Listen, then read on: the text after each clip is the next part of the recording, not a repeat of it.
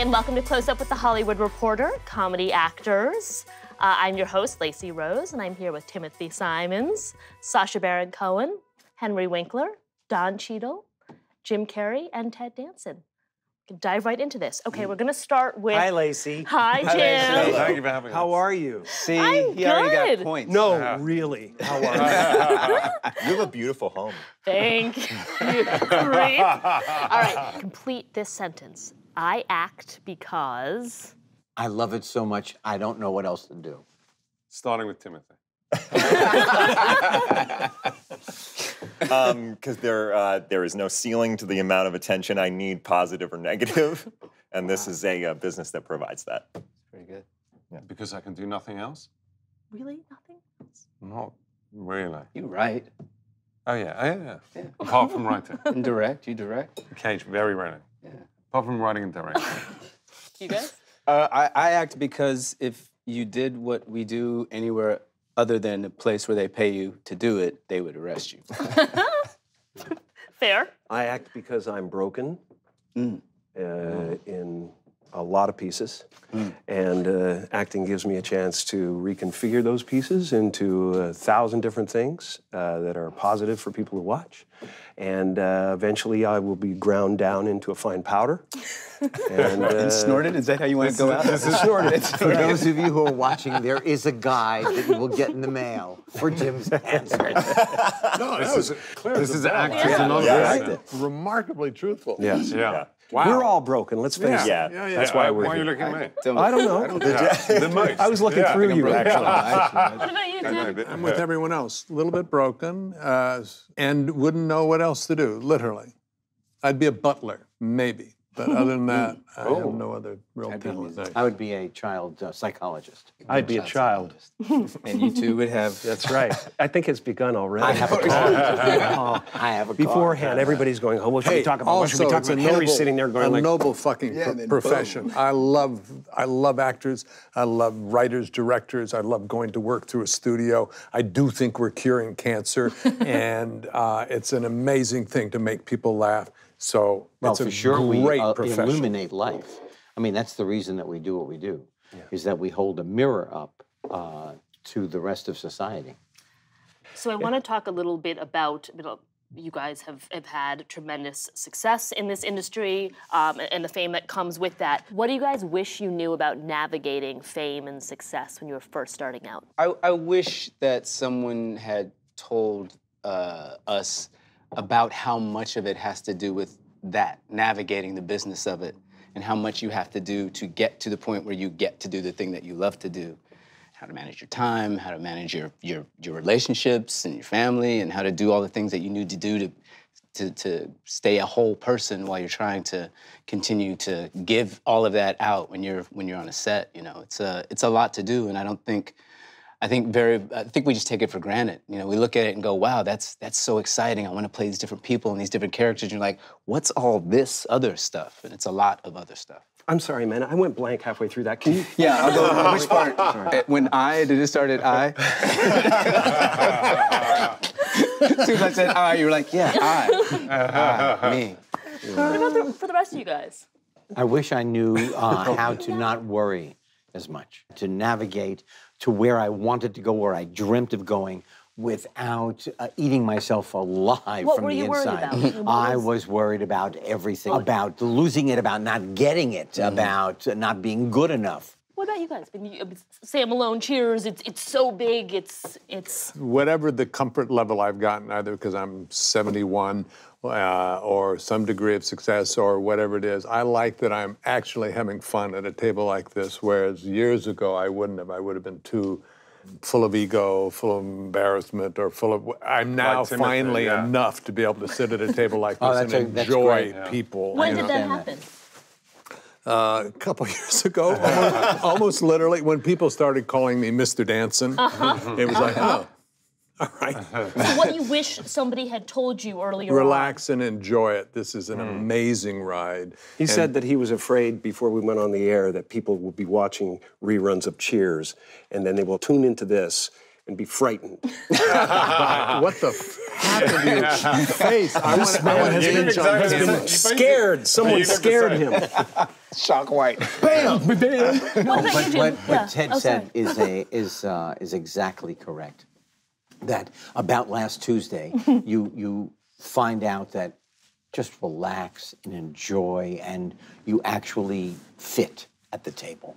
That's a great feeling. Yeah. This side, probably more than that side. Yeah. what about- By the way, you are kids the over comedy there. legend, so... What about you, Sacha? Oh, you're going to go there, huh? All right. No, but listen, I mean, firstly, 3 of you I grew up on, so it is slightly intimidating to be at a table with these guys, particularly Jim. I was scared of becoming famous, but I managed to get away with it because I was lucky enough to have my characters be famous in England. So for a few years, no one actually knew what I looked like. So basically, I was able to have the success without any of the, can I call it hassle? Yeah. Because I couldn't really see the great upside other than if you were single as a guy, you would generally be able to date girls that were better looking than you should have been able to date. That's a fair. Apart from that, I couldn't really see the great benefit of being famous. But I was saying, so I got away with not being famous for many years. I think that fame thing is a tricky thing. I mean, I still struggle with it. Absolutely. Yeah. It's a Struggle. weird thing. You want to be weird able to thing, turn if it it's on and not- off, you know? Yeah. I'm telling you, kids, don't come to Hollywood. I'm serious. Your camera's there. Jim, what about for you? I mean, you had it. I mean, on such a grand scale. All of a sudden, you were the biggest movie star in the world, and your paychecks and all of it were public. And I imagine getting out of a car, it was being swarmed with And people. 90% myth as well. So that's a tough thing to deal with. What does when that feel like? People What does it create your life. Yeah. They take elements Right. that are true and they put it in an article so the article looks legit, and yet there's so much of the article that isn't true. So that's something to kind of teach you that, hey, you know what? In order to go forward, I have to let go of what this creation is. And I ultimately found that even the me I created wasn't real, so that left me in an odd, precarious situation. And I've been writing and creating about that for a very long time. Many of the things I do have to do with the disappointment of creating a winning personality in the world, and then eventually, you know, for your own sanity and freedom, letting it go, you know? Is there There's the fawns sitting right here. Yeah. You can speak to that, right? Right, I mean, okay, that's don't look at something- me. But what you're saying is exactly right, and it's not only what is written. People come to you thinking you are other than you are. And you just have to remember, because it's like a drug. You want to believe them. You want to believe you can walk on water. And you have to just hold on and realize you are not any taller. You don't know math any better. You are not smarter because people think you are wonderful on television or in the movies. I've seen some parts of the bad version of it, but you know, mostly it's somebody stopping me at the grocery store to tell me they like the thing. I'm like, oh, cool. You know, like I'm not jealous of you yet. You can go ahead of me. Yep. the thing that I think that I've sort of struggled with over the last couple of years is like where I grew up. I grew up in a really small town. One of the things I didn't like about that is the fact that everybody kind of knows your business. And so when I was a kid, all I wanted to do was get to a city and get to anonymity. And then I started doing this. And at the same time that I got a job that I absolutely loved and I get to be in this experience with people that I admire, part of that is sacrificing anonymity. And that's a really weird thing. No one understands It is what like that you can't, is. It's like walking on the moon. You can want to walk on the moon all you want, but then you get up there and there's no, there's no gravity and there's no air, Yeah, and no you one can't told us live about that. there, and it's Yeah, very right. Who knew impossible. the moon had no gravity? So if you guys had anonymity for a day, what would you do? Oh, I pass out. Basically, I am so used to, that it'd be like, Why isn't anybody here telling me I I'm went great? down the Amazon once with my family. I've been lying at a restaurant. Yeah. Yeah? And almost passed out. Mary accused me of being faint from no one recognizing me. I did something smart early on during the Cheers years that I took all the fame, because fame is like being a 5-year-old kid surrounded by adults and all focusing on you. You can drive that 5-year-old kid to bounce off the walls. And I learned to take that, hey, cheers, and go, Thank you so much. Right. I'd like to introduce you to look this over marine here. biologist that I think has a really important thing to say about oceans. And so, boom, I would use that energy. And so I've actually really enjoyed making use of myself, my fame. You know, just like other people might, I get to use it too, and I use it that way, and it's very effective. What would you guys do with anonymity for a day? What's the thing? I mean, I think I feel like I kind of have it. You do? You I have it don't. when I sleep. Yeah, you. So what would you do? Yours is a little tricky. So Jim, what would you do? Even my dog makes a big deal about it. What would you do, He's Jim? home, he's home. If you had a day where nobody would recognize you. I don't think I'd be that different, honestly. No. I operate. I dropped the whole trying to be something for somebody a long time ago. So I pretty much walk through the world, except when I want to be funny or I want to do something outrageous, you know, kind of tip the boat. You know, I don't have any trouble being myself, and I don't have any trouble saying no when I mean no. When I don't feel there is a, you know, pressing responsibility to please everyone. I'm not unkind to people. No. I love people. I would much prefer saying hello and who are you and what are you doing today than giving a selfie, because selfies stop the world. You know, they stop life. You then go like that, and it's going on Instagram to give people a false sense of relevance. I picture Steve Jobs sometimes. Everybody's so gaga about Steve Jobs. I picture him in hell, running from demons who want a selfie. And that's something I have to kind of live with. It's, you know, nothing to do with the person that comes up. Because they're programmed to react to celebrity that way. They don't even think of another way to react. I see it completely differently. When people come up, and you look them in the eye, and you look them in the eye for 3 seconds. Presence. They believe that they are with you. Yeah. And when they meet me, and I'm really now calm enough to be present, they are very happy because of something I've done. I've made them laugh. They sat with their grandmother. They sat with their dad. They sat with the family. They were, whatever it is. And that is a lovely thing. So But I'm if an they want to asshole, take is that the what you're picture, trying to say? I'm an asshole. really, Is that what you're- No, I would not say table. that. That's not what I want to say at all. I think you're very interesting. But if you say, no to the selfie or no, or like I just don't want to take, and are they? Because I've done that. That's what I find. I get is that, and I get the like. presence is good. You know, because I was going through because it. I always tell them why. I say, you know what, I would love to, but I cannot take it in this restaurant because when you walk away, everybody saw you do it, and I will never finish my meal. So thank you so much for asking. I get an eye roll if I say stuff like that. I've just gone on. If I'll look at whatever. I will go with you, and I'll will be your point to you. It was my be your birthday. wingman. Well, if they come up with an iPhone, I say, "Oh, I have a contract with Samsung. I would love to." I'm used. That's I good. like that. Just throw it down and dance on it. A lot of you have played these really sort of indelible roles on iconic projects. I'm looking at you, but I mean, there's many of you at this table. What are the sort of unexpected pieces of the moving on process? I was on Happy Days for 10 years. Wow. I committed hubris. I thought not that I was great, but that it was such a big show and it was so international. It was everywhere. That I was going to go from mountaintop to mountaintop. I was going to beat the system. Yep. I looked down and there were grass stains on the knees of my jeans because I slid right into the valley. It was very difficult to get hired as an actor. And I had no plan B. I was 7 years old. I dreamt of doing this thing. I did it, and I did it with an explosion. Yeah. Now it's over, and I had no idea how or what to do next.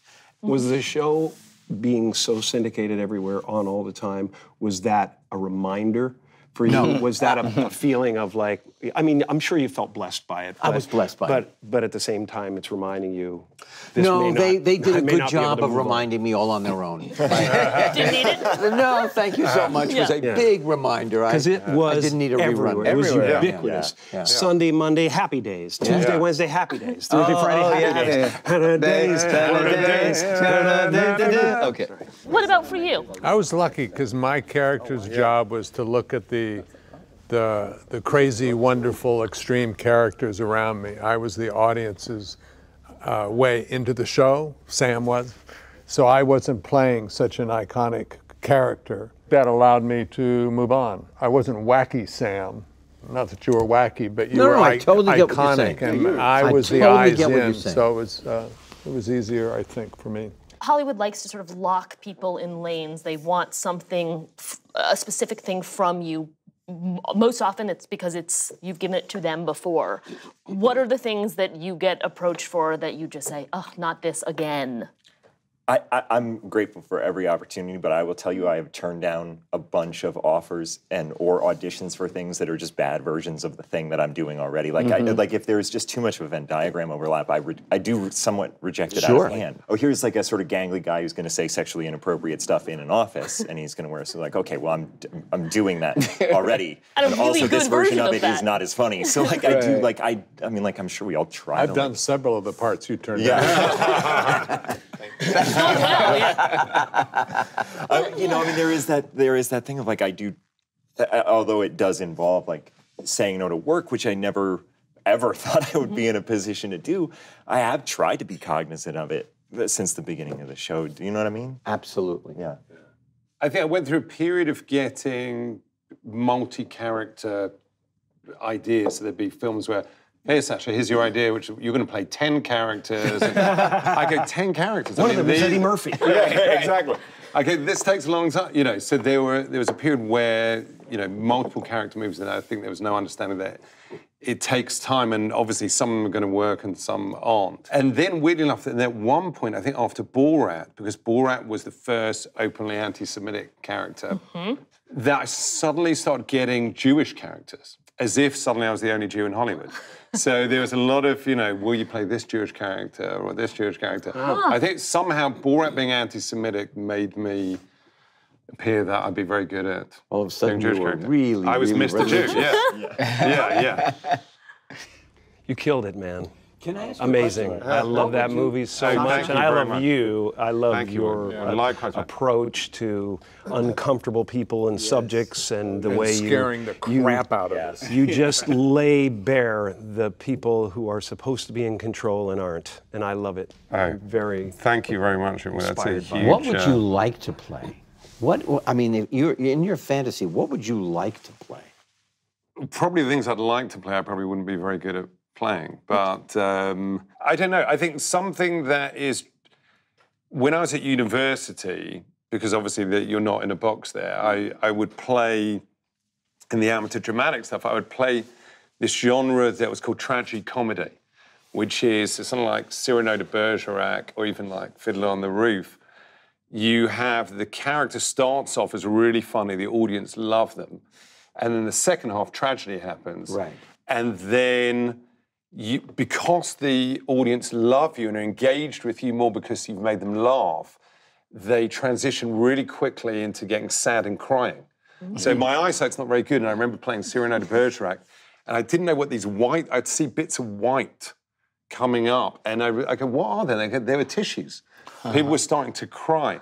But it's a genre that you don't really see much anymore, which obviously existed back then, which is the idea of funny people who can then, because you've kind of got the audience by the kishkas, you can then turn it around and get them crying. Yeah. So I think something like that would be... Can I coin a phrase? Please. Calamity. That's what I look at it as. Yeah. That's my show, is calamity. Yeah. It's about a calamity. Is there Yeah. And it's handled with humor. Yes. And levity. And pretty much that's what I do. Yeah. You know, every trauma, and I could, you know, build a ladder to the stars with the things that have happened or the things that I've had to endure, but they've all turned into something really creative. You know, the worst injury I've ever had, I went to the art studio and I made a painting, you know, and I sat there and I went, I wish people could be here to see what that process is, what happens to an artist when they get hurt. You know, they don't try to lash out most of the time. They try to turn it into a bouquet of flowers. That's what I want to do. I want to turn it into something that... You know, I think that's a good answer, probably to some degree for all of us here, that you do get to work through your life and your emotions and through your art. It's pretty cool. Yeah, and that's what I meant by we are a mirror. Yeah. Because the more you are, I mean, I finally defined cool by cool as being authentic. And the more authentic we are as the character we play, everybody, no matter man, woman, child, they all say, oh my God, I see myself, because we are all the same. Yeah. And so that really is positive, that you take all of that pain and make it into an art that people then can thrive Yeah, from. I think I'd say that the show that I just did, Here's America, a guy called Donald Trump got elected, and I was upset by it. And that anger and disappointment and revulsion, I was expressing it by sort of sending friends emails, you know, sharing articles, look at this and this. And then in the end, I was so angry, I felt I actually have to channel that into some characters aimed at who could sit with some of those people. You know, because I wanted to sit with those people who were his friends. Right. You know, and that was actually, you know, what you sometimes do through other artistic means. I was like, it was strange because I'd come out of a period of doing a bunch of movies and I have to go back to this old style of comedy that's, you know, difficult for me to do, but I have to do it because I'm so upset, you know? Yeah. So that was it was like a way, I actually didn't really care how the show went down. I mean, Showtime I'm going to be upset about this, but I said to them, I'm not doing any publicity because I just had to get it out of my system, you know? Today, we're going to teach you how you can stop these naughty men and have them take a long nap. That's right, and that's why you're going to meet a friend of mine. His name is Papi Pistol. Now, Philip, will you show us how to feed Papi Pistol? To feed him, take his lunchbox and push it into his tummy, like this. Just remember to point Puppy Pistol's mouth right at the middle of the bad man. I'm curious, sort of sitting with the various people you sat with, when did you know that you had struck gold? I mean, I know in the case of Sarah Palin, you felt like you didn't have it. What made you realize, okay, in this one, oh, got it? What were you looking for? What was success? You feel it in the room. I mean, the difference of kind of doing stuff on stage and stuff that we do is we kind of know when it's funny because people aren't allowed to laugh around us, otherwise they ruin the take. Now, obviously, you know, there's no one else around, there's just the cameraman, but you instinctively know if it's funny and also if you've got enough. But is funny the goal, or is exposing somebody the goal? What's the goal? There's two of them. It has to be, for me, I love being funny, so it has to be funny, and then if I can get something that interests me, then that's, you know, I'm very satisfied with that. I wouldn't say happy, but, you know, if a politician drops his underpants and it's unbelievable it's unbelievable what you are able to do and how you are able to get people to, or maybe it's not unbelievable because these people are just waiting for an opportunity to share their truth on a stage, but that the amount of truth, the amount of touching the nerve that you're able to do that we can watch at home. I'm just cringing when I watch your show in a great way. Yeah, thank you. Yeah, laughing and cringing. Truly. And yet you've said, and you get O.J. Simpson sitting across from you, and you're disappointed that he doesn't confess to murder. I didn't say I was disappointed, but no, I had an absurdly ambitious aim, which was to get OJ to a Perry Mason invented it. I mean, it was. I shot that right at the end of the show, and I'd had achieved some things that I was surprised by. So I never thought that a politician would get his buttocks out and charge. I was surprised the art by a lot of dealer this. with the pubic hair. Oh, yeah, my just too much God. for me. Okay, so I do like the idea that a bunch God. of people are like, has anybody just asked OJ if he did it? Has anybody just asked him? Like, that's why I thought I'd go, could I... Just get him wrecked. Could I... Yeah, shit face, just ask. Well, he can't get wrecked because once he gets wrecked, then he's violating the terms of his parole. Oh, so I did try to. But I sort of trained up with an FBI interrogator. Oh, wow.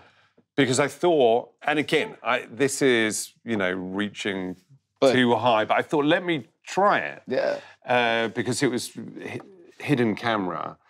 I thought, would he, if he's ever going to admit it, it would be in a hotel room where he thinks he's going to earn a lot of money. And so I trained up with supposedly the greatest FBI interrogator, and eventually he goes, well, who's this for?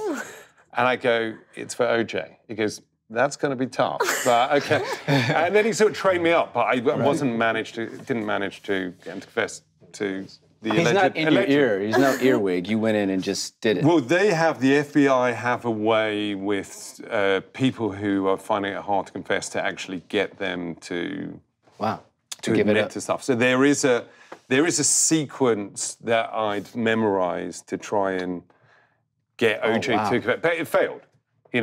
But that you'd gone through that much, because it doesn't look like that. That's the other thing. It doesn't look like, wow, he's checking off a bunch of boxes. It just looks like you're having a conversation. Yes. But it's clearly a real skill, because these people just very facilely just move into these places where you're like, I would never say anything. I would never admit any of this shit. Well, obviously, the sequence is... You just say, come on, like, come on. Yeah, come on. There was something. It's not about what's come on. Well, he said, that was basically part of the thing. Part of the thing was, he said, I didn't kill her. Come on, I didn't kill my wife either. She just got really depressed, walked into the body bag, zipped herself up, filled it with rocks, and threw herself off the yacht, And then, so part of it is being blasé about the murder. Right. And then part of it is there's a kind of incremental series of questions where you say, how did you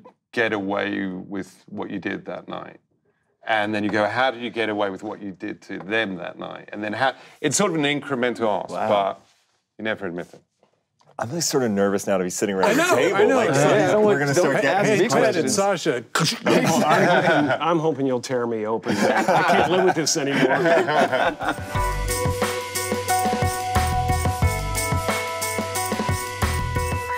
When was the last time you guys were sort of genuinely nervous to tell a story, or maybe it's how the story would be received? Yes.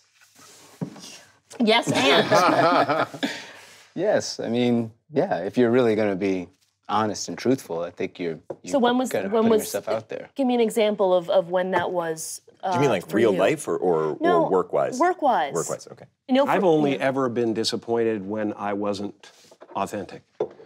When I had reached for something that was not based in some authenticity, even if it's a wildly animated character. What did that look like? If it isn't based in some sort of reality, then I feel I've raped myself. Which is painful. Yes, it's difficult for some. But, that's when I feel really uncomfortable, when I'm on a track that isn't authentic. But it takes a while to get to that realization. I've never been disappointed, ever, with authenticity. Right. And I was really frightened about it, until a few years ago when I started kind of sharing how I feel about things and my truth. And there was a voice telling me that if I actually didn't score, if I didn't hit a funny line every at least 30 seconds, they would think I was pompous, and they would turn against me and say, who the fuck do you think you are? And I've never had that reaction, ever. I'd like to ask a question actually too, which is that your style of performance was completely unique. Like you'd never seen somebody give, first it was absolutely roll on the floor funny, but you'd never seen anyone put as much energy into a performance, or to physical, be vocal, physical, all of it, it was like seeing electricity somehow unleashed. Dervish. Well, so I'm interested in, when you were in the middle of performance, were you aware, did your state change? What was the feeling when it's like a fugue state, really. It's like a fugue state. But I grew up... Like a what, sorry? Like a fugue state. Like you wake up afterwards. Yeah. And go, that's what it looked like. But it was, Ace Ventura was a way to rip down arrogance and that, the powers that be in any case. And at the same time, it's pure love. There's so much love in it, in that mocking, except for the one I'm mocking. necessarily. Yeah. But even them, I just want to go, you know this is bullshit, right? Yeah. You know you're full of it. You know, but the performance is love. It's a dance Yeah. for me. And I loved actors who employed every bit of their instrument. You know, I mean, you look at James Dean, this is a man who was expressing everything with every, you know, he didn't just get emotional, he was emotion. It was tearing him apart, you know, and it was everything was in it. And I love that kind of thing. So I always think of myself as a kind of painting, you know, and it's an abstract painting a lot of times. So I know the method.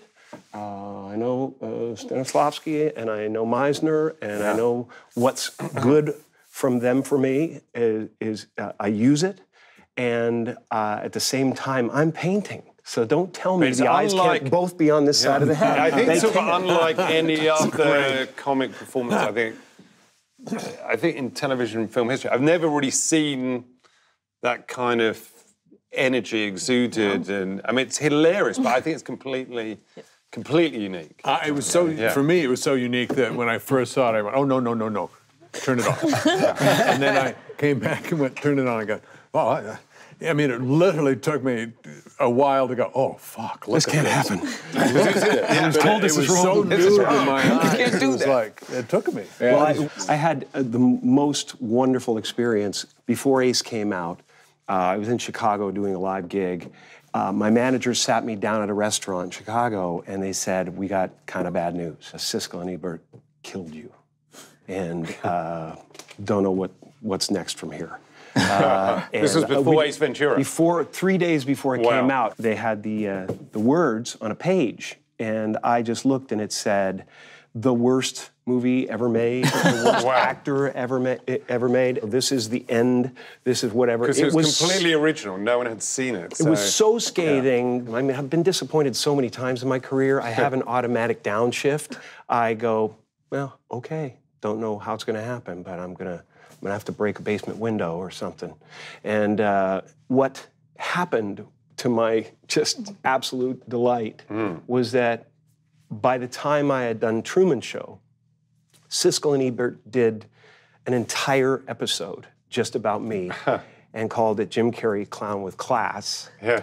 And I get emotional thinking about it. It was incredible. Like they just said we were wrong. And I've never seen a critic say that. Both of them said we were wrong. We didn't know what we were seeing.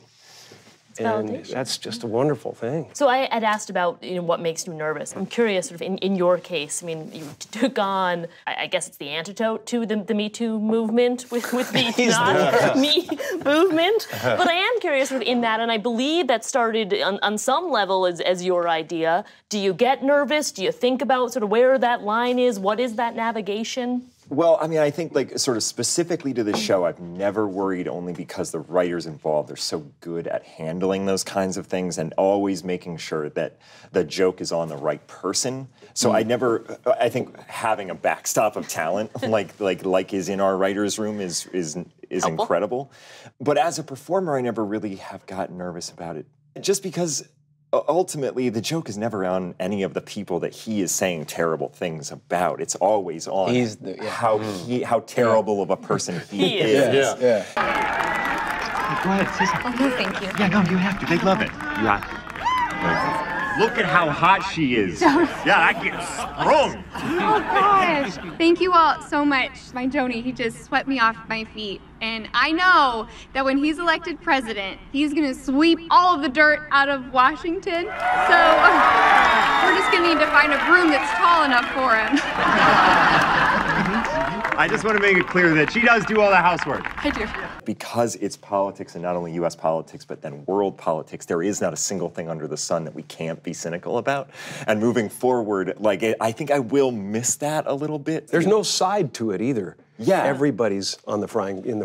Right, everybody is in there. I will miss that level of cynicism, but at the same time, I am looking forward to being so cynical about every single thing that you come in contact with. But yeah, I do think that nobody in making the not me joke wants to have the joke on the victims. Nobody would think that was funny. So I do think that from the beginning, it's just oh, they found a really good way to do that. I just had like I was like in my backyard, I was raking, and I was like, I had a dumb pitch, and I called up our showrunner and pitched him like the very beginning of it, and then they built it out into what it became. Ballsy. With you, I've heard you say that your showrunners sort of take storylines or jokes and they take it as far as you could possibly go, and then you sort of rein them in and you say, you can say that. Yeah, if you're on camera, you could say that joke.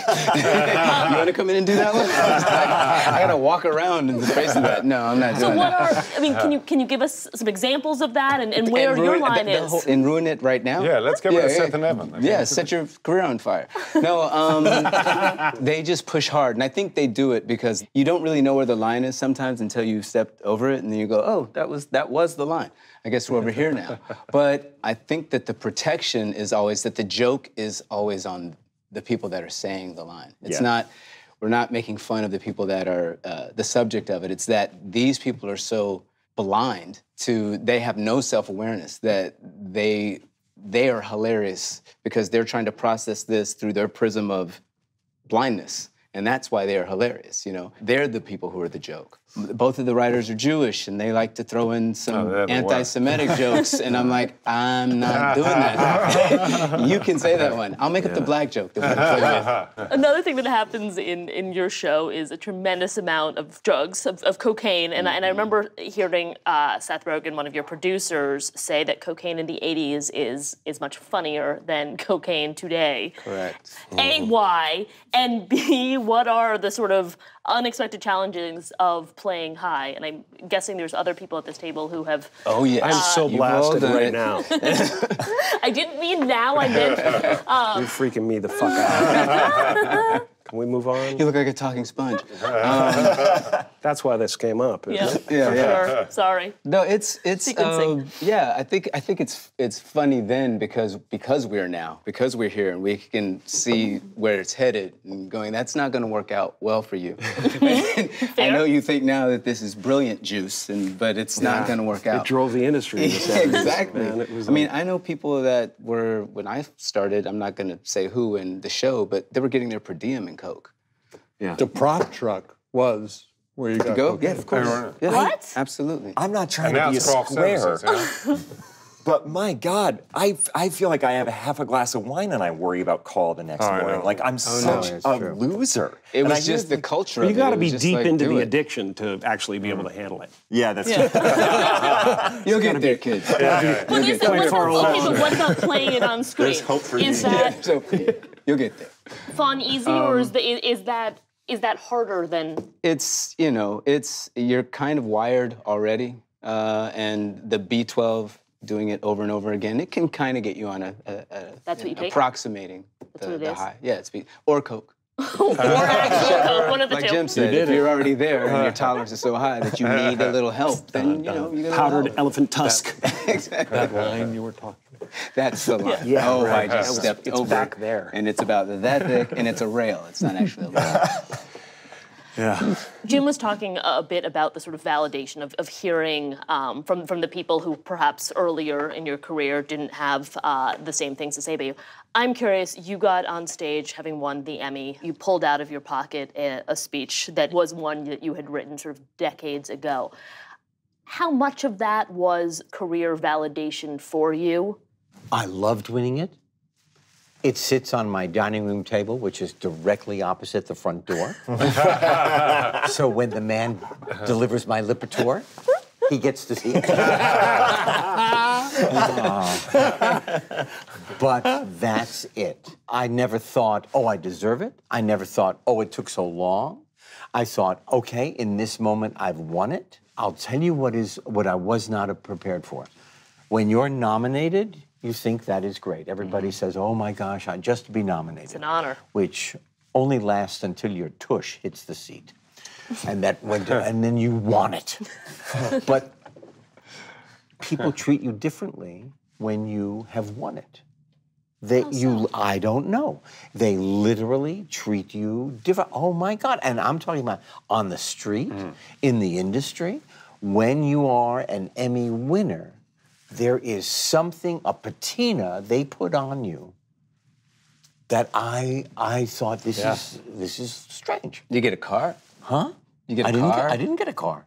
Oh. Do you agree? I had a different. I was nominated 9 times in a row before I won. Right. And when I won, people would say, "Well, you have like what 10 of them, right?" Right. People don't know. Right. Yeah. People don't. In my experience, it was like They didn't know you didn't win before? And the mantle of "you were robbed" was taken from me when I won. And "you were robbed" was kind of a nice. No, I don't know. The "you were robbed" thing is a little bit tiresome. Yeah, you know what? I have to say, because you don't enter this business for awards. Tell some other boy tonight that you were robbed. but I never felt robbed. I was just happy that I won when I won. Yep. And when I turned around and I could feel the warmth and the pressure of having almost no time to give the speech. And the only thing that I wrote 43 years ago was, "Kids, you can go to bed now." And of course, the kids are now 35, 37, and 40, and 47. They were already in bed. Yeah, they're already in bed. Yeah. I was there that night. I was robbed. In these characters that you are currently inhabiting, what are the pieces of yourselves, consciously or not, that you have sort of infused into them? The demon that I played, the eternal demon. Yes, that one. That seems like a one-to-one for Yeah. me, just Yep. having been through a few times. Yeah. Where's the performance? When people ask, what's your process? Nowadays, I try the words on over and over and over and over again, and slowly, if the words are really well-written words, which I've been blessed with, the words start to inform me. It becomes a dance that comes out of doing the words enough time that you then perform it. I get to play this character, Michael, and if I do the words well, then some sort of character comes out, and I'm enjoying it in the moment, so I guess I'm there in the moment. But I can't say that There are pieces of you in it. because I just found out this week that underneath my human skin suit that I have made to make myself more palatable to the humans, I'm a 2-story fiery squid. So, That's what I would have guessed. What draws you to that role? What do you see? It wasn't the role. We signed on to Mike Schur's idea. He literally talked to us for 2 hours in a room. There was no script, and we went, okay. And I'm really glad I did, because it's about something. It's about decency. It's about there are ripple effects, there are consequences to your actions. And in this kind of day and age, it's disguised in 9-year-old fart humor and lots of visual magic, but we are talking about something that matters. Who are you? Really? All right, fine. Just give me one more second. One. Serious question. Should we kill them? What? It might work. We kill them, go back through the door, somehow grab them before they get to the bad place, and regroup from there. I could kill them right now. It would be easy. Their bodies are very poorly made. They're mostly goo and juice. You just take the juice out, and then they're dead. Jim, you said if the Jeff Pickles role were presented a few years before it ultimately was, you wouldn't have been ready for it. Why not, and what made you ready when it was? The struggle to maintain your innocence, maintain that wonder and that divine spark in a world that's seemingly cruel and out of control. Also, the grief aspect of it. How do you keep that together when you've been hit by a freight train? And, I have. And I know what that's like. I don't believe that any actor can really do a part unless that part finds them. You don't find parts, they find you when you're ready to do them and when you're informed and you have those feelings. I want to do a show about death, something special. I don't think we want to do a show about passing on. No, not passing on, death. I don't want to say my son is off cloud surfing or hula hooping with a halo. I want to say death. Well, it's brave of you, but I don't think you're ready to talk about this. I don't think I'm not ready like you think I'm not ready. I think we need to heal. Who's we? Ray, what about you, taking on this role? What was it about this guy? I love him. I've only taught 4 or 5 times, and I have thoroughly enjoyed it. It is written so well that I don't know what to do. And again, everything is We are blessed with wonderful writers because if it's not on the page, it ain't on the stage. I love the people that I work with. They are an incredible ensemble that make me better. And I just thoroughly love going to work every day. Excuse me. Hey, Private Pile. How you doing? Oh, let's not call me that. A story. Just an idea. There is an embellishment called the Dennehy balloon. Actually, it's a colostomy bag filled with blood that Brian Dennehy used during Death Trap. When he was shot, he would... To piggyback on what everyone has said, and that you will then ape and act like you came up with it.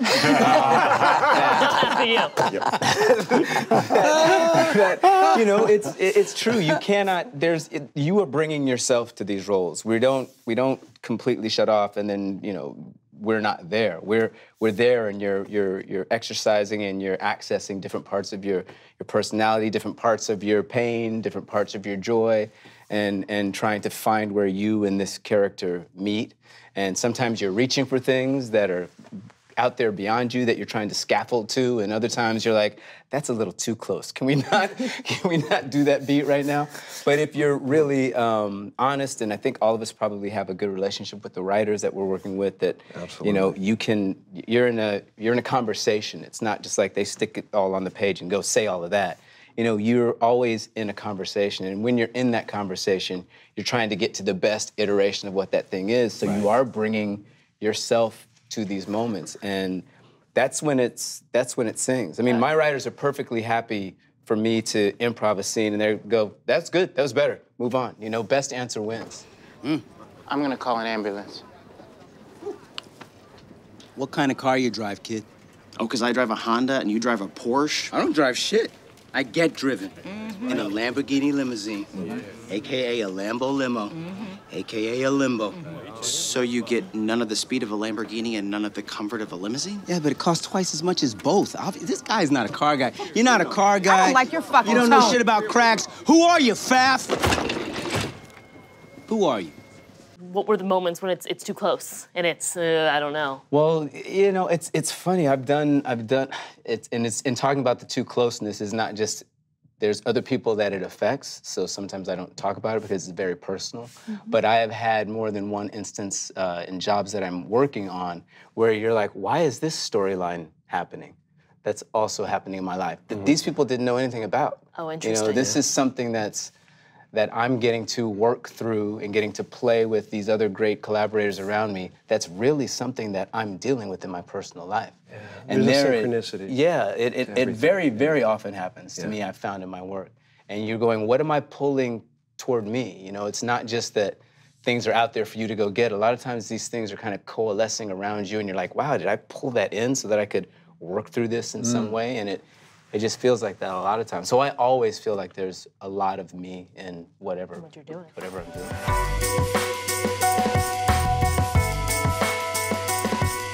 Hey, Sacha, I have to ask you, what are the sort of wildest circumstances under which you secured, or perhaps didn't secure, an interview for the show? In some cases, you're undercover for a while as you're trying to get it. In some cases, you're trying to sort of pass through major security. Yeah, to get in the room with the person is already a terrible ordeal. So we managed to secure an interview with Ben Carson, but it was at at a hotel in DC. I'd been living undercover for 3 weeks in DC because I didn't want to have any sightings of me. Wow. Because if somebody Instagram a picture like, of me... That's him.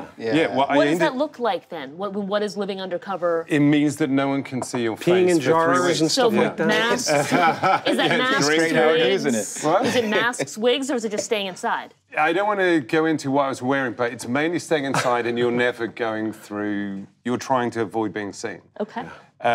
Or you can't use your credit card or anything for as long as you're undercover. Because the first person we interviewed when we got into DC was Bernie Sanders.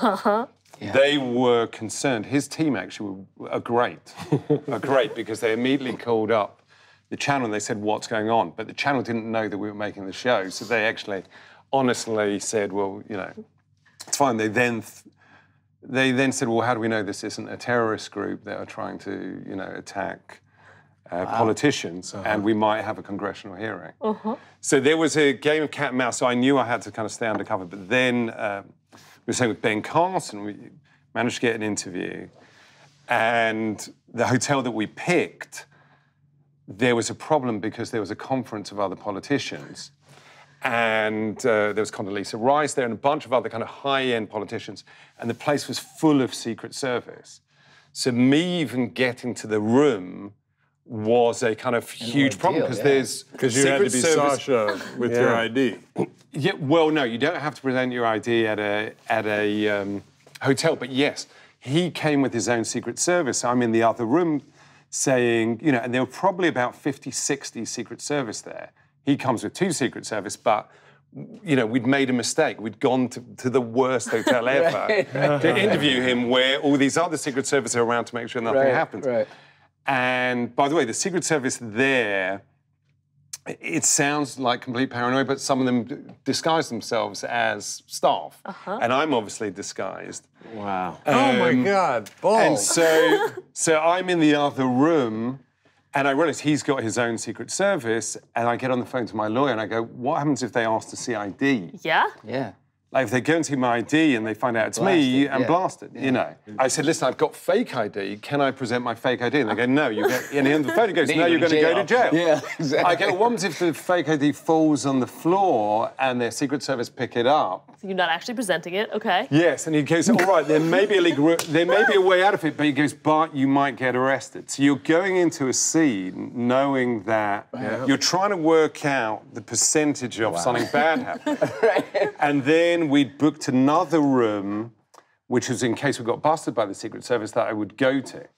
So we kind of, his team, I made one slip up. This is the problem of the stuff that I do, which is that you make one mistake and the scene is dead. Right. So it was tragic for me because he was so high up. Yeah. But Ben Carson literally, his foot was stepping on set, and the White House press secretary pulled the interview. Because I was playing this Finnish unboxing character, and I had these kids' toys, and he said, why have you got all those kids' toys? And I went, well, you know, we're going to do some unboxing. And he said, unboxing, why? And he suddenly realizes that a member of the cabinet is coming in to unbox, and he had great instincts, this guy, and pulled it. So the Secret Service pulled Ben Carson, but then the rest of the Secret Service in the building are alerted to the fact that something's happening. And obviously they have to treat it as a serious thing. So I then go to the second room that is booked under a different name. Oh my God. But then we have an ex-Secret Service bodyguard, and he's like, they're listening in. I actually thought that the bodyguard was paranoid. But it turned out that he was right. And then we're playing cat and mouse with the Secret Service. They're trying to find you, and you're Yes, they don't know around. who I am because they have to treat it as a security. Crazy. Oh my God. And then we're trying to work out how do we get... trying to just do Right, your show. Well, then it's the comedian dude. I like that. And then also you're trying to keep it undercover off your even there. So then it's how do I get me out of... We know that the Secret Service in the building are looking for this guy, this Finnish guy. They don't know what's happened, but somebody's trying to do something. How do you get out? To a cabinet minister. And then we're working out how to get out the hotel. And, you know, we've got a back route. We always have escape routes. But then actually said, then we Now find you're out, going to get the then we find out they're at the escape route. What are the escape routes? They're at the escape route. So we ended up going through the front door, main entrance, and the guy with me, he said, if anyone comes towards you, I'm going to stop them. I go, what does that mean? He goes, I'm going to stop them. I go, is that legal? He goes, yes. And he goes, you just have to get from here, from the elevator to that car. And so a lot of, 80% of what I do is this getting in and getting out of situations. Do you get nervous? I'm absolutely terrified. And yet you go back for more and more and more. The junkie. I don't know, I don't know what it is. It becomes addictive. I mean, we did this scene where I pitched building a mega mosque in this town, and we knew they'd be upset, but you have, you have the other stuff. They were really upset. They're really upset, but then you're in the situation where you say, okay, we want to make sure that even when they get upset, and we know they're probably going to get upset because they probably hate the idea of Muslims coming into their town, we want to make sure that nobody's going to pull a gun. And so we had a security guard there, and he said, listen, you know, the great thing is you're right because I had like a clipboard. He goes, I've made you a bulletproof clipboard. And I go, what do you mean? You're Wonder He Woman? goes, if someone pulls a gun, you know, someone snuck in a gun and they're going to try and shoot you, pull out, use the clipboard and just, you know, cover yourself. just with it. deflect the bullet. I go, it's this big. I go, what do I put it over? Like the heart or the head or... Center mass. They usually go for center. Yeah, so I was like, what do I do? He goes, I don't know. He goes, that's the size clipboard that I was told. So I go, it's not really an actor's effect. choice. So we had like a scene like that, and it got fairly aggressive at the end, and somebody, he said, you know, it got nearly violent because I accused somebody of being a Muslim. I said, excuse me, sir, are you a Muslim? And they go, you say that again, Yeah, I'm he going said to it come again, up. I'll kill you. Yeah, that's on camera. And then, so, you know, I go, but you seem you're a Muslim, you know, and they got very offended. And it became confrontational, actually. And what's going through your head? I'm going to risk this, and I got my clipboard? I go deep into character at that point. If it feels like it's going to get violent, then you can't... The worst thing you can do is crack and then realise that you're playing a character. So you can't go, hey, I just want to mock you and expose your racism. Right. Then you're really in trouble. And then what I'm doing in my head, and again, I'm English, not really fully aware of what's going on, but I'm trying to edit the scene. So I know the beginning of the setup to the joke, the follow-on joke, and then I need the out. How do you get out? Yeah. And then I need the out The for shot fired is probably your I want to get out. It has the end on there. I want to get out before. That's a You're stab. kill. I have fucked up so many scenes where the only threat was like rolling into lunch. Like, that's the only shit that was My biggest problem is overhead lighting. I'm 57, man. It scares the hell out of me. It's interesting in a scene like that. So we then go, okay, let's do the scene again. Yep. And we know that it's got, and the guy at the end, he goes, you know, now I know why you took your guns off us. Because we took their guns off them, weapons off them, before they got on a bus that took them to the room. Then we knew that the next group that were coming into the room, because we wanted to do the scene again, do another take. We have to get another. They would have their cars outside the hall, and we were concerned that they would go out, get upset, get their guns and bring them in. Sure. And so at that point, you've got to act as the producer. And so I had a meeting with everyone. I just said, listen, we're now aware of how angry people are getting. I want you to opt in to the next scene. In other words, I'm assuming everyone's going home unless you say now, I'm going to stay. Right. Because we're aware that, we can't guarantee that we're not going to be stuck in this hall and everyone with their guns outside and not letting us out, So it was a kind of Do people stay? I mean, how many stay? How many go? In the end, I forced quite a lot of people to go home. You did? Yes, because everyone said we're staying, and I said, no, actually, you guys are going. And obviously you have an escape room, whatever, but at the end of the day, we're in a situation where violence is being threatened. We know that most people had their own weapons, and we knew that it was a possibility that we might be on lockdown. We might have to stay in the building. How do you deal with people? Do people have to sign off? Yeah. That I can't get into, but... Okay. Well, that scares you? Come on. Come on, do the FBI. Because your faces as he's telling these stories is No, it's wonderful, but it is, That's the comedy real. is dangerous. Yeah. It is Comedy is dangerous. dangerous. It truly is. I mean, there were many nights at the Comedy Store where I ended up on someone's table with a broken beer bottle. I mean, it got crazy. No, I'm Insane. sure. Oh, absolutely. No, insane. I'm sure. Listen, you have the drove the entire audience out because I stayed up too long. When they hated me, I would go at them. It was not okay. You don't like what I'm doing. You used to stay up there I'm just for gonna hours, didn't you? There was one particular night, in fact, where I stayed up for 2 hours because the audience hated me. So I just made it an exercise in self-punishment and punishment and it's for them. Kaufman-esque. But what drives that? Why? I just anti-authority. I'm that way, and I'd rather get hit than back down. Wow. And I dropped to the floor. I'm with you. One night I stayed up so long that chairs were flying through the air. It was like New Year's Eve. There was swizzle sticks and whatever and glass and things like that. And then I said, I guess the Comedy Store. Yeah. It was a Saturday night in the main room, 250 people paying top dollar and whatever. And it became a war. And, were you doing Carrey yet, or was this en route? I was en route. Do you feel like Once you you ultimately didn't care, did you win the sit war? down on this. Well, I don't know if well, I'll tell you how the war ended. So I finally got off stage to huge applause just because I mentioned that I was going to leave the stage. And they were just like that. And I left the stage. Then I crawled through the audience on hands and knees, popped up behind the piano during the host's part and started banging on the keys and singing, "I hate you all, you gave me cancer." And it was an entire improvised song. No, they got up one at a time, the tables got up. Did you write it on the spot? Yeah. Yes, you did. I was just blaming them for the cancer cells that were being formed. And so I did that until the entire audience left. Literally the entire audience, except for 5 people who stood around the piano. And when I was done, in a sweat, they said, "This is the greatest thing we've ever seen in our lives." Yeah. Now it turns into. And then I got in the car and I cried all the way home. You did. Yeah. Wow. Because I don't want to make people unhappy. I'm here to make people happy. Yeah. But I do So have you a lost. rebellious But that is- nature, so sometimes that gets out of hand.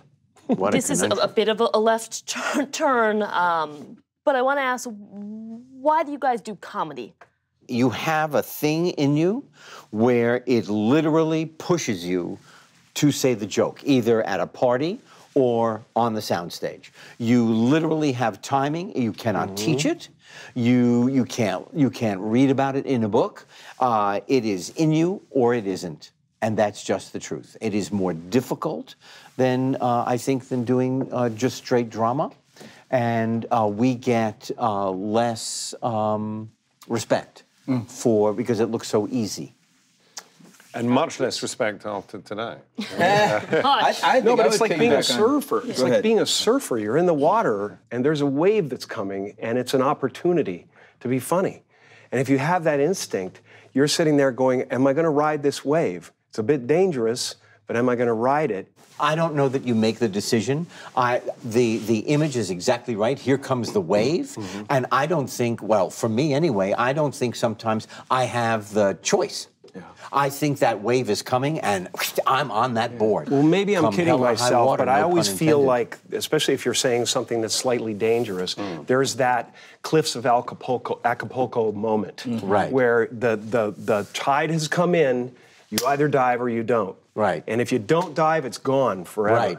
But most of the time you got to go. Yeah, you gotta go. I feel that way. Even if And I also belly think it's flop. something that, to piggyback on something that Sacha said, it breaks down walls and it's immediately, it hits people, and when people feel like something's funny, and even if they don't want to laugh, you're like, nah, that one got you. Yeah. And once you're in there, then you can turn it, and you can make poignant moments, and you can make them feel things deeply because they're unguarded. They've let down their defenses, and you're in there, and you can move around in there.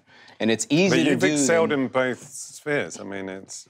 I guess. I mean, it just... I never saw a separation between it when I was coming up, which is where we all probably... It's still that... You're still that kid, 8, 9, 10, whatever years old, that was like, oh, this is cool. I can play this character, and people laugh, and then people are sad, and that... It's still kind of that, although I'm 55 years, it's still the same thing, except it's more disarming for me, I feel, when you come at it from a comedy standpoint, because I don't know, Hotel Rwanda, I over. remember just that being so impactful, huge. However much we can do in comedy. I mean, that really changes your mindset about it. And even in that, I mean, at the beginning, he was disarming, the character was telling jokes, and he was ebullient, and messing around, and cracking jokes. You get in with him because you're like, oh, I like this person. This person makes me feel comfortable. My guard is down. And once your guard is down, now you can take people everywhere. And that's something that I think comedy is like not always the end game. People like Bill Maher and Colbert, and they're attacking this subject in a comedic way. But I do believe that when it comes down to it, and the wolf is at the door, there ain't nothing funny about that. And if you give them a joke about it, that's fine. It heals in that moment, but it also is an out for the audience and for the enemy. And the enemy goes, it's just a joke.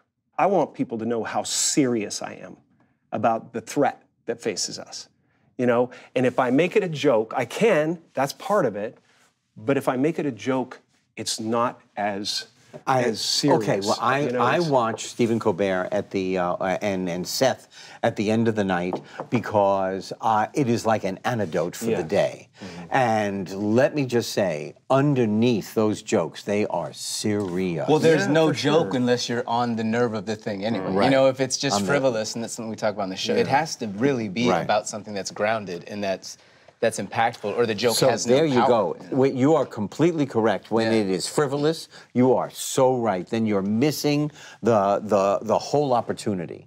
But boy, when you walk that edge, it's right on the nerve. Yeah. Yes, but I think there's a time to say things straight, so they know what you mean. I just feel like I don't know that I had much of a choice in the matter. Like I have always been somebody, like, I think from when I was a kid, like, was able to see the serious things. I just have only ever been able to deal with them through this lens. And they're like this lens of like, oh, well, I need to make myself comfortable in this by coming at it sideways. And there is, I don't know if you guys did, I had a conversation with a friend of mine about this recently that like, it's like sometimes when like stuff comes up with your family, I don't know, like if you're a bomb thrower, like sometimes throwing bombs, sometimes they explode. But it just, I don't know when it happened, but just ever since I was a kid, in whatever situation it was like, all right, well, I'm just gonna put this in here and see how that goes. Like, it is fun. Absolutely. And I do feel like taking that risk is great. There is a risk there, but like the reward sometimes is like, this is an impenetrable person, and you got in with them. And that is a really amazing thing. Sure. And whether or not it's able, you can get to it a different way, it's certainly possible, but my way into it has always been through that. Let's complete this sentence. I knew I made it in Hollywood when? I wasn't dead yet. Interesting. When you weren't dead yet? Kinda. I mean, really, people ask that question, and I really feel like they say, well, your career is, I'm like, well, let me look back when I'm done and go, okay, I did that. I felt good about that. I felt good about that. Because careers are something you look back at. Yeah, You know? I mean, I feel like all of us, you know, there's a bit of imposter syndrome, I think, that comes up for many of us. And you're like, at some point, they're just going to go, yeah, we've had that flavor. Thank you. Next guy. I feel like everybody that I've met, like you, like outwardly, you look at them and you think, oh well, that person's fine. Like they're perfect. They're sailing, like they're never gonna have to hustle. And then you meet them and they still hustle and they're still after it, and it doesn't matter. And so that feeling of like, I've made it in Hollywood, I don't know that actually exists. Okay, but you do have your sort of first dose of success and feeling like, oh, I can make a career of this. But it's fleeting. I did get to meet Steve Buscemi at a party one time, and I will fucking tell you, that was amazing. That was your moment. That was some great shit right there. I love it. I knew that people were watching Happy Days when I went for my first personal appearance. I got off the plane at 11:30, and there were 3,000 people in 50s clothes. Wow. And I thought it was a party, and the stewardess said, no, I think that's for you. And I went, oh, people are watching. Yeah. Okay, so the rest of us have not made it. Yeah, apparently not. Well, we just discovered. A lot of times it's the people you meet, the people you get to hang with. I mean, like I grew up with Dick Van Dyke, and I was a complete lunatic for Dick Van Dyke. And I've been able to meet Dick Van Dyke, and he wants to hang out, and them saying that they love what you do is really meaningful. Yes. I just drew him a cartoon that I sent to him of RCA television from 1969, and a black and white version of the opening credits for the Dick Van Dyke show where he trips over the ottoman. What a great and show. I'm in front, and I did a cartoon of myself tripping over the ottoman in front of the television. And those are the types of things that keep happening to me. I'm constantly being reminded, oh, I made it. Oh my gosh, that's wonderful. And the first time, I think, and Living Color was huge. Was a huge thing for me, and it was like they planted me, you know, my seedling in the garden, and I had a chance to bloom on that show. So I got a taste of it there.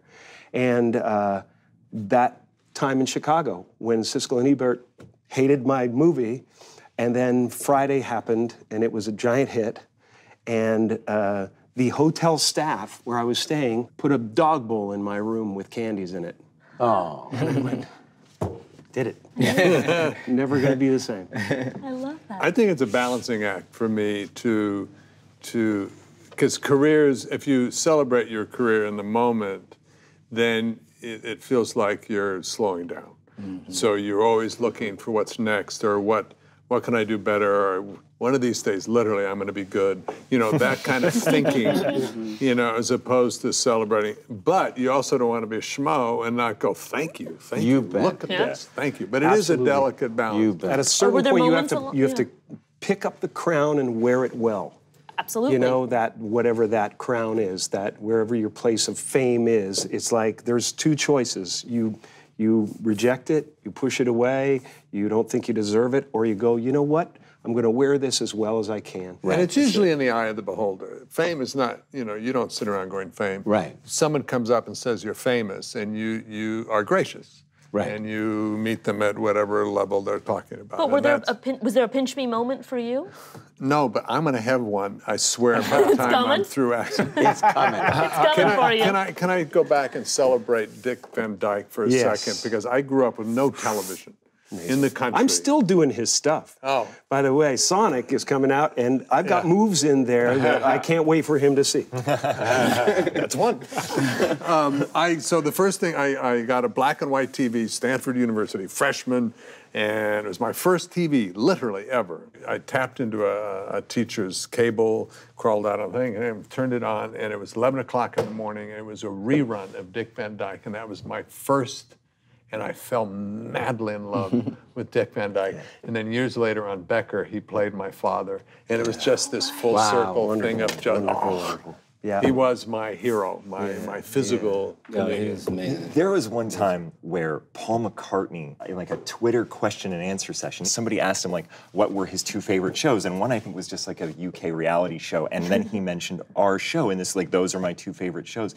And I do think there was a moment of quiet in the room. It was interesting to know in that moment that you were a part of something that a Beatle noticed. Yes. Like that seemed like a gigantic thing. It didn't mean that we get to take the rest of the day off. Right, but there was the thing, like I grew up, I lived my entire life, and it came to this moment, and a Beatle knew something that I did, and that seems in itself insurmountable. Like that was a moment that was cool. John Cleese for me was that when he knew Cheers and knew who he was. What's the moment for you? All those guys. There were a lot of moments. I mean, connected with this table, I used to do a character called Ali G. I was shooting in LA, and then I met Jimmy Miller, who was Jim's manager, and he said, Jim loves your stuff. He wants you to come over to his house.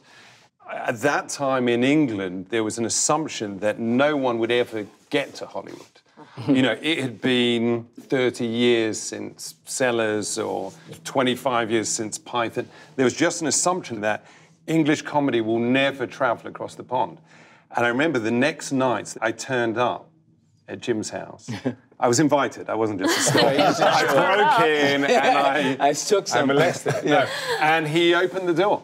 And, you know, he was the biggest movie star in the world and obviously brilliantly talented and hilarious. And he knew what I was doing. And my other hero was there, Gary Shandling, who unfortunately passed away. Yeah. I couldn't believe that I was there. And I was completely terrified because I remember Jim and Gary started making jokes. And at one point, you made a joke, you won't remember any of this. Did a really funny joke, you went like this. And I thought, oh my God, at some point they're going to expect me to make it on the board. Like get on the board. Yeah. Beating each other. But that was an amazing moment for this guy who'd grown up in a suburb of London who never thought, you know, I thought I was going to be a lawyer or something like that. I never thought I could actually get a career out of being funny. You know? Yeah. I had two choices with you. Admiration or jealousy, and I chose admiration. But I assume that is a navigation you make, and yes, those are it two. is. Yeah. When a new voice comes along, and you've been the voice, right? Yeah. And you go, ooh, there's a part of you that goes, wow, you know, have you lost your place or something like that? Yeah, but it wasn't that. I've always tried to make the choice of like, what's what's this person doing that is making me feel uncomfortable, and laugh my ass off, and it's admiration, and it's the only way to go. Two things. This is, I guess, knowing that you're whatever you want to call it, Made till it? you've made it, is who you get to hang with, who you get to meet, you know, who are playing at relatively the same level is really exciting. Do you remember the People magazine, Who's Hot and Who's Not? Do you remember that? For sure. I never was Who's Hot, and I was always on Who's Not. I kept thinking, well, didn't I have to be hot at one point to be not hot? Yeah, I never got to be hot. I'm just not. You're really blowing apart the logic of this People magazine. Thank you guys so much thank for you. being Thank part of you. this conversation. Hi, I'm Tiffany Haddish. Hi, I'm Ben Stiller. Hi, I'm Amelia Clark. I'm Henry Winkler. And thank you for watching. Thank you for watching. Thanks for watching the Hollywood Reporter Roundtable. Hollywood Reporter Roundtable is on YouTube. On YouTube. On YouTube. Hi, everyone on YouTube.